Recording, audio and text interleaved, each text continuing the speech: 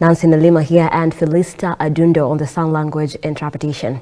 The Institute of Surveyors in the country is calling on the government to regulate the real estate sector in order to protect Kenyans from being swindled by fake and unscrupulous people. Issuing a press statement following media reports on Kenyans who have fallen victim to the swindlers, the professional body called out the attempts by some real estate practitioners who are purporting to be in a position to regulate themselves, saying it is only Parliament that the regulation should happen. Kiswahili is very difficult one. I think our attention was drawn to the attempts by the people who have been accused of defrauding Kenyans, some of them, not all, coming together to try to say they can regulate their conduct.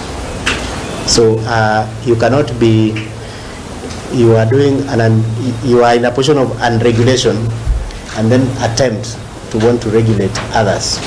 It's only the law and the government which can provide that form of regulation. The professionals are regulated under an act of parliament. In as much as we want to say we self-regulate, there's an enabling legislation that allows us to regulate.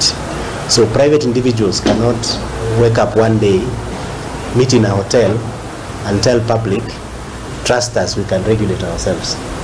That should not be allowed, and it's a recipe for chaos in the sector, because individuals will trust them with their money, and when you go to them, the mechanisms they would use to arbitrate the issues you have no control, and that is why the government has to have the power through parliament, people's representatives, to regulate what people do out there, especially touching on the public and the money where people are buying properties. So it has been a serious issue, but I think the attempt by those land buying companies to say they can regulate is now going over the top. I think what they should do is to push government to legislate. I think all of us